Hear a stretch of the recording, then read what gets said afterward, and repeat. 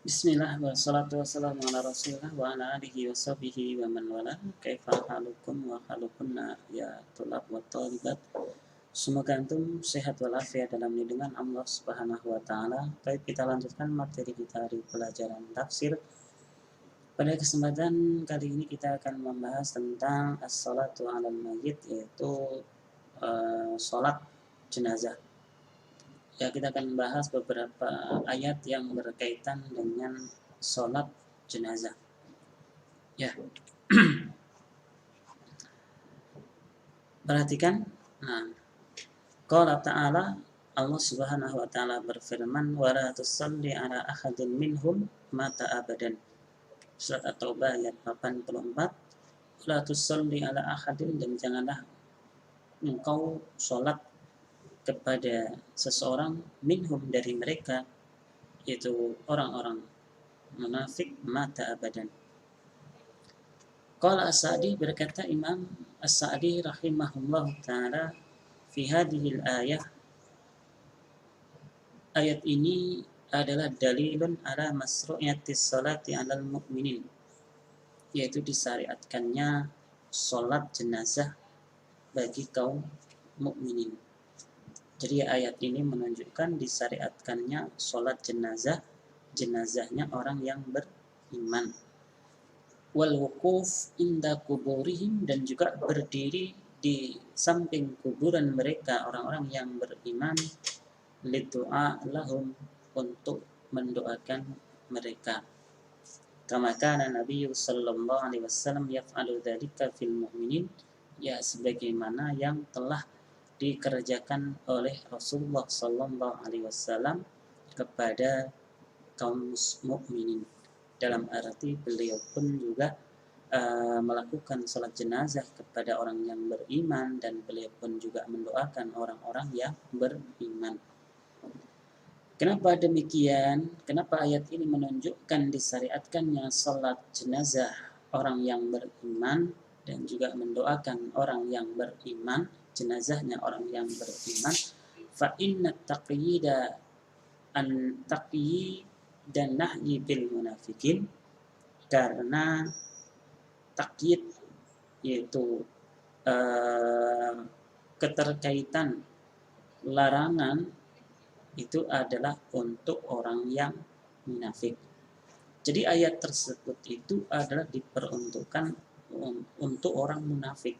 Jadi Rasul tidak boleh mensolati orang-orang munafik. Jadi larangan tersebut ya diperuntukkan untuk orang-orang munafik, bukan untuk orang yang beriman. Maka ini menunjukkan, perhatikan, ya dulu ala annahu, maka ini menunjukkan qad kana mutakarriran fil mu'minin, maka ini menunjukkan bahwasanya sholat tersebut itu adalah ditujukan untuk orang-orang yang beriman. Wa qala aidan, kemudian berkata kembali Syekh As-Sa'di, fi hadhihi al-ayah, di dalam ayat tersebut, masru'iyatus salati 'alal mu'minin, yaitu menunjukkan disyariatkannya salat jenazah kepada orang yang beriman. Wal wukuf ala kuburihim, dan juga berdiri di samping kuburan mereka orang-orang yang beriman, khususan waqta dafnihim liddu'a lahum. Ya, di sini dikhususkan ketika waktu menguburkan mereka orang-orang yang beriman tersebut, liddu'a lahum, untuk mendoakan mereka. Jadi ya dikhususkan ya ketika menguburkan jenazahnya orang yang beriman, kemudian untuk mendoakan mereka. Wa inna hadza kana adatihi sallallahu alaihi wasallam ma'al mu'minin, dan ini adalah merupakan kebiasaan Rasulullah sallallahu alaihi wasallam bersama kaum mukminin. Jadi ya kebiasaan beliau kepada orang yang beriman, ketika orang yang beriman itu meninggal dunia, maka beliau mensolatinya, kemudian berdiri di samping kuburannya, kemudian mendoakan orang yang meninggal dunia tersebut. Wa qad bayyanat as-sunnah dan sungguh hadis pun juga telah menjelaskan wujub tajhizi al-mayyit al-muslim, yaitu wajibnya untuk mengurusi jenazah orang yang Islam, orang yang beriman, yaitu bitaksil dengan memandikannya, wa takfin dengan mengkafaninya, wassalah alaih dan juga mensolatinya, wa hamluhu dan juga membawanya, wa dafnuhu dan juga menguburkannya, kama huwa maklum ya, sebagaimana sudah kita pahami bersama. Kewajiban kita terhadap jenazah itu adalah memandikan, mengkafani, mensolati dan menguburkannya. Maka perhatikan di catatan kaki, An Utsman ibn Affan qala kana Nabiyyu sallallahu alaihi wasallam idza faragha min dafnil mayyit waqafa alaihi, adalah beliau sallallahu alaihi wasallam ketika beliau selesai menguburkan jenazah, maka waqafa alaihi, maka beliau berdiri di samping kuburan tersebut. Faqal, kemudian beliau bersabda, istaghfiru li ahlikum, mohonlah ampun untuk saudara kalian ini. Wasalulahu at-tasbih, dan mintalah baginya at-tasbih, yaitu keistiqomahan atau keteguhan. Jadi disuruh agar kaum muslimin memintakan kepada Allah agar jenazah tersebut istiqomah, berpegang teguh. Fa innahu al-an yus'al, karena sekarang ia adalah sedang ditanya oleh malaikat penanya. Kemudian catatan kaki yang ke selanjutnya, An Abi Hurairah radhiyallahu anhu anna Rasulullah sallallahu alaihi wasallam na'a najasi fil yaum alladhi mata fihi. Jadi beliau sallallahu alaihi wasallam adalah mengumumkan, yaitu kematian Raja Najasyi, fil yaum alladhi mata fihi, ya di hari ketika Raja Najasyi tersebut meninggal dunia. Wa kharaja bihim, kemudian Rasulullah SAW keluar bersama kaum muslimin ilal musalla, ke tempat sholat. Fasaffa bihim, kemudian Rasulullah SAW membuat saf bersama kaum muslimin. Jadi kaum muslimin bersaf-saf.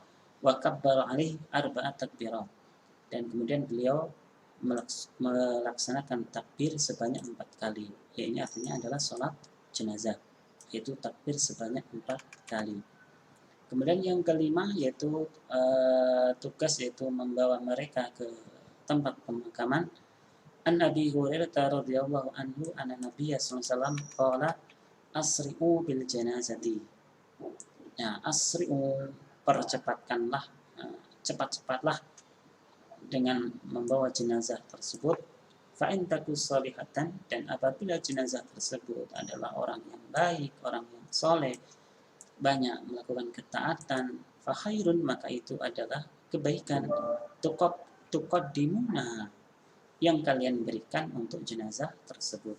Ya, kalau ditunda-tunda, ya dia tidak akan segera mendapatkan kebaikan.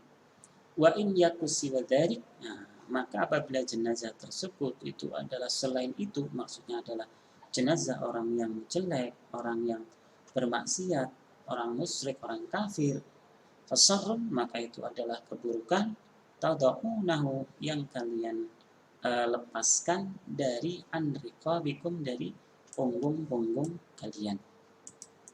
Kemudian catatan kaki yang keenam, An Amir ibn Sa'ad ibn Abi Waqqas anna Sa'ad ibn Abi Waqqas qala fi maradi alladhi halaka fihi. Ya,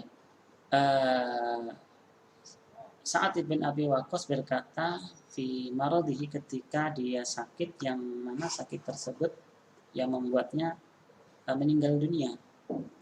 Al-khiduli, perhatikan, al-khiduli, buatkanlah liang lahat untukku lahdan.